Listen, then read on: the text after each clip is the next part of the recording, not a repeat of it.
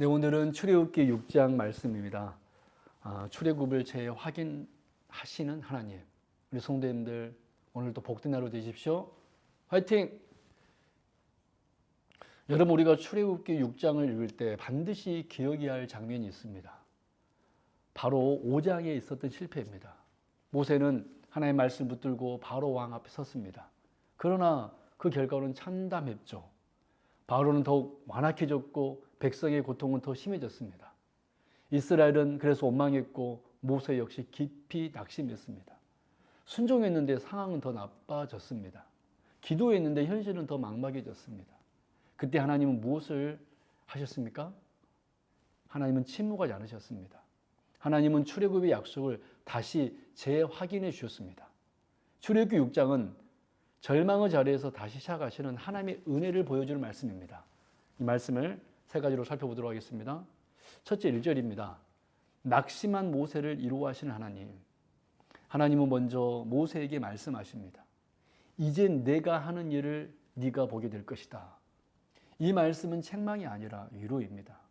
왜 그렇게 믿음이 없느냐라고 하지 않으십니다. 대신 내가 일하겠다라고 선언하십니다.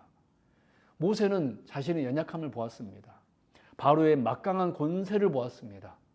절벽 같은 현실을 보았습니다. 그러나 하나님은 모세의 시선을 상황에서 당신 자신에게로 돌리십니다.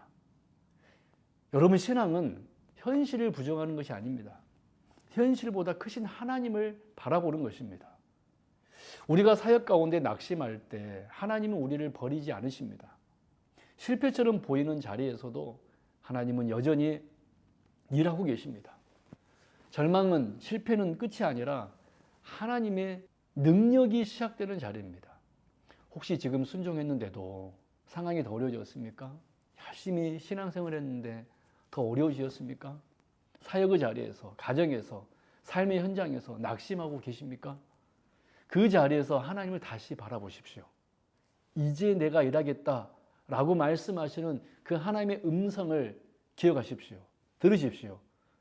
실패와 절망은 끝이 아니라 하나님의 능력이 시작되는 자리입니다. 두 번째, 2절에서 12절 그리고 28절에서 30절 말씀입니다. 나는 여호와라. 언약을 다시 선언하시는 하나님. 출애굽기 6장에서 반복되는 말씀이 있습니다. 나는 여호와라. 나는 여호와라. 하나님은 자신의 이름을 다시 밝히십니다.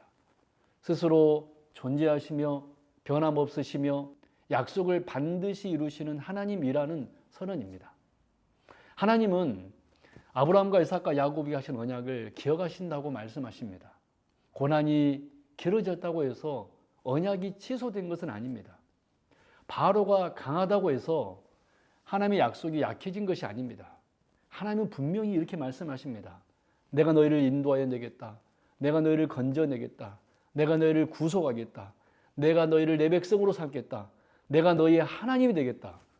여러분, 여기서 중요한 것은 내가입니다. 구원은 우리 인간의 열심에서 시작되지 않습니다. 하나님의 주권적인 은혜에서 시작됩니다. 출애굽은 모세의 능력이 아니라 하나님의 언약 성취입니다. 모세는 여전히 나는 입이 둔한 자입니다 라고 말합니다. 그러나 하나님의 사명은 인간의 자신감에 달려있지 않습니다. 하나님의 약속은 우리의 연약함보다 훨씬 큽니다. 여러분, 우리는 자주 내가 할 수 있을까를 고민하죠. 그러나 더 중요한 질문은 하나님이 약속하셨는가? 하나님께서 말씀하셨는가입니다.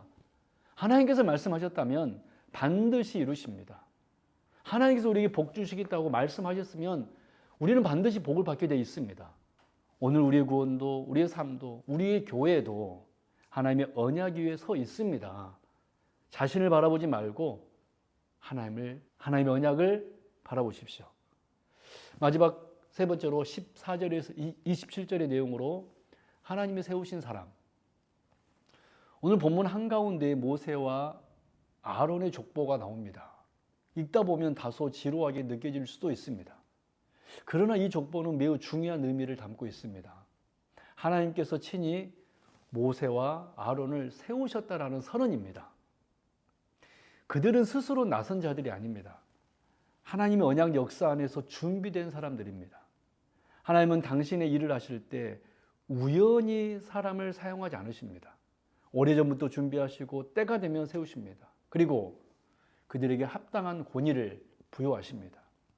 이것은 사역의 주인이 사람이 아니라 하나님이심을 보여줍니다. 여러분 혹시 나는 부족해서 하나님의 일을 감당할 수 없다고 생각하십니까? 그러나 하나님이 세우시면 충분합니다. 하나님이 맡기신 자리라면 그 자리에 필요한 은혜도 함께 주십니다. 하나님이 시작하시는 일은 하나님이 책임지십니다. 여러분, 내 능력을 의지하지 말고 나를 세우신 하나님을 신뢰하십시오. 정리합니다. 출애굽기 6장은 절망 한복판에서 다시 들려오는 하나님의 선언입니다. 첫 시도가 실패해도 하나님의 약속은 실패하지 않습니다.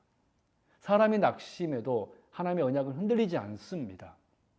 하나님은 당신의 종을 버리지 않으십니다. 새 힘을 주시고 사명을 다시 일깨우십니다.